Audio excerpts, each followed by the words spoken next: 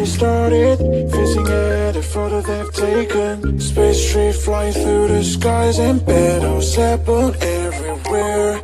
I don't need any hero to save me. I don't know why the kids always crying. I've been thinking about how the captain's ball we left in a wasted planet. Can you feel the spark of city light when we stay tonight? That's the sparkles from my beating heart when it breaks so hard.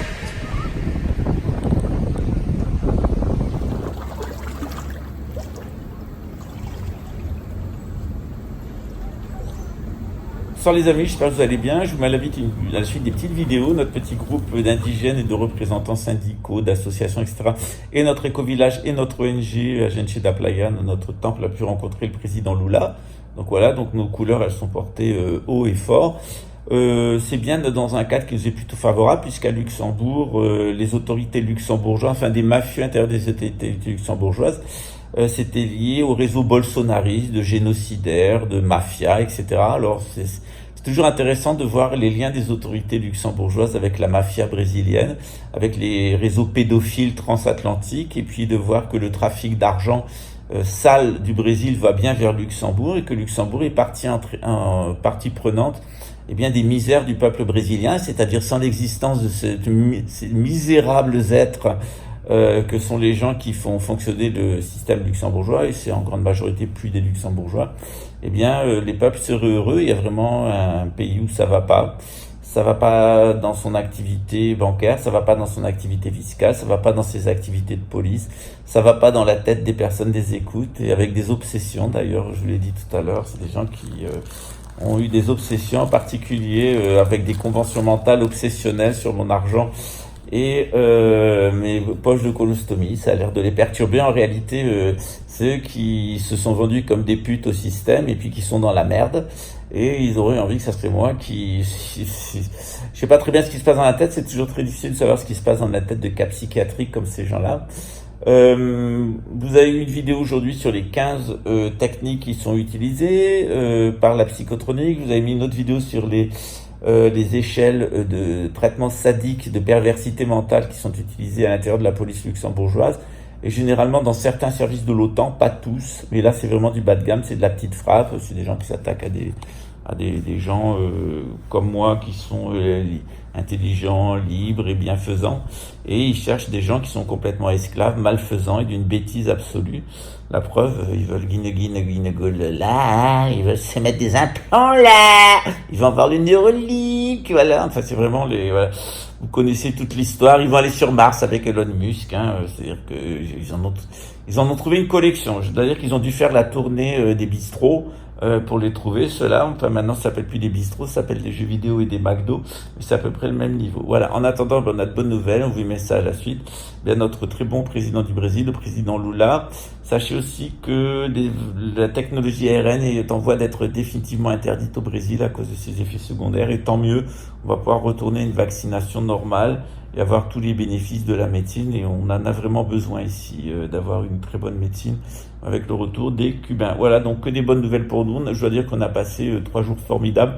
On a toujours le background des opérations de police de Luxembourg et des écoutes qui est particulièrement nauséabond à cause des techniques qu'ils utilisent. On a une certaine sensibilité à leur état psychique, et là c'est vraiment des mauvaises relations, des mauvaises personnes. Et notre rôle, nous, en tant que centre bouddhiste, c'est de mettre en garde les gens qui font le mal et qui sont au service du mal.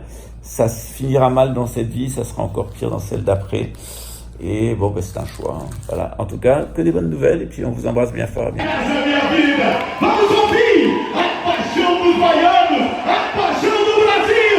Vamos ouvir o nosso presidente Luiz Inácio Lula da Silva.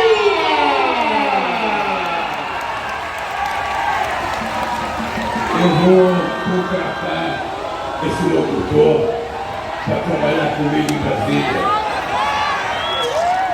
Eu vou contratar aquele rapaz ali na frente para animar todas as nossas atividades.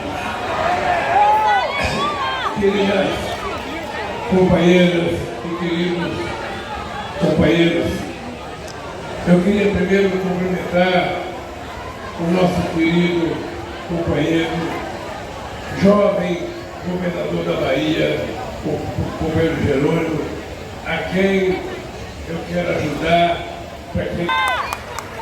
Quero cumprimentar o companheiro Rui Costa, meu chefe da Casa Civil, e eu posso ver aqui para vocês que trabalhar com o Rui Costa é você ter tranquilidade, porque você não precisa pedir para ele fazer as coisas, ele sabe o que fazer, e ele me dá tranquilidade, e eu posso deitar toda noite.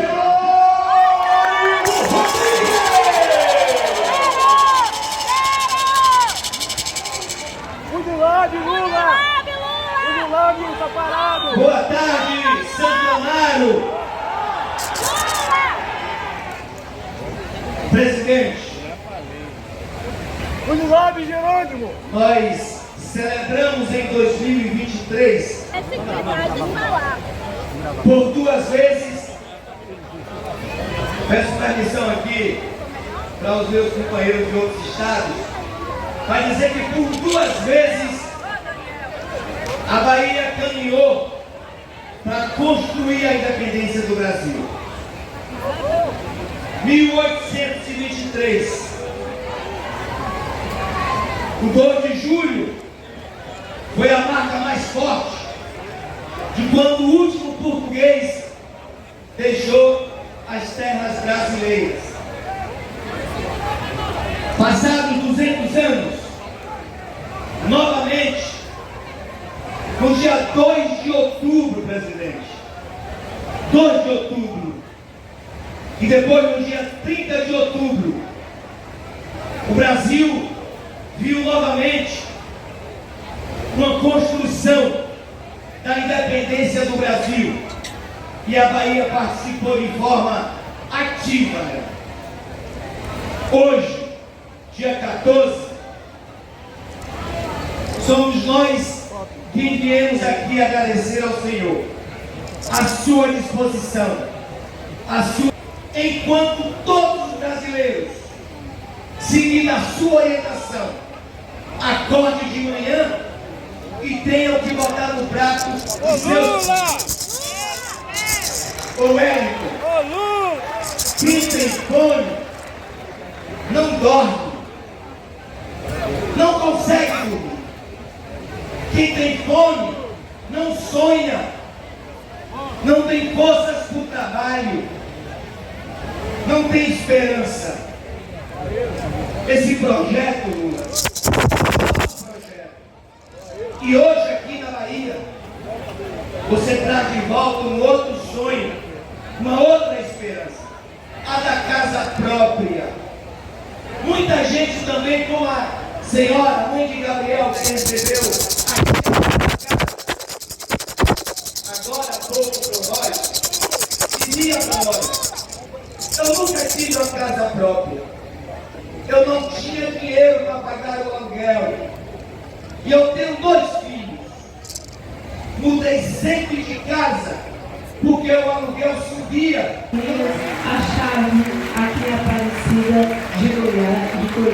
Então, obrigada, presidente Lula, por mais esse evento e mudar a vida das pessoas. Também queria dizer que tem aqui, foi me entregue uma imagem do presidente pela nossa menina que quer que te entregue, a Letícia, que eu vou entregar para o presidente, para o cerimonial, para que ele seja entregue. Então, obrigada, presidente. Viva o povo de Goiás, viva a Aparecida de Goiás e viva minha casa, minha vida. Pour ceux qui ne sauraient pas, qu'est-ce qu'une convention mentale? En réalité, c'est un repère que se met un agent de la psychotronique des écoutes. Donc, il va modifier votre oscillation magnétique, il va vous suggestionner à la distance. Et puis, avec différents, j'ai donné 80 brevets d'appareils par lesquels ils arrivent, eh bien, carrément, comme disait Yuval Harari, à hacker votre neurologie, votre cerveau. Et là, eh bien, l'individu, c'est comme un serpent à sonnette. Ils se mettent sous hypnose et ils se fixent à eux-mêmes des règles avec des conventions mentales. C'est-à-dire que, bon, moi, ils sont obsédés par ma colostomie.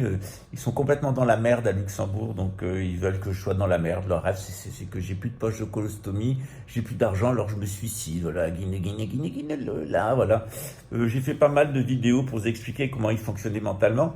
Ça a l'air assez délirant, hein, mais je vous renvoie à mon livre. Moi, je ne suis pas le seul à en parler. Il y a des gens dans le monde entier qui écrivent très bien sur ce qui se passe dans la tête des harceleurs, ce qu'on appelle les gang stalkers dans ces services. C'est tout à fait sérieux. Il y a même des études universitaires qui ont été faites. Il y a même des publications dans la revue internationale de criminologie. Alors, leur grande défense, généralement, c'est de faire passer les gens qui parlent de psychotroniques pour des fous. Ils y arrivent très bien parce qu'ils prennent des gens qui ont un pet au casque et c'est très facile de mettre un pet au casque aux gens quand on tombe sur ce genre de technologie. Et donc ils mettent ces gens en avant pour ridiculiser toute critique. En réalité, ils ont une peur bleue, c'est que leurs collègues, policiers et militaires, puis que vous, les peuples, vous sachiez exactement ce qu'ils sont en train de faire, le préjudice qu'ils sont en train de vous imposer et la mentalité qu'il y a dans ces services.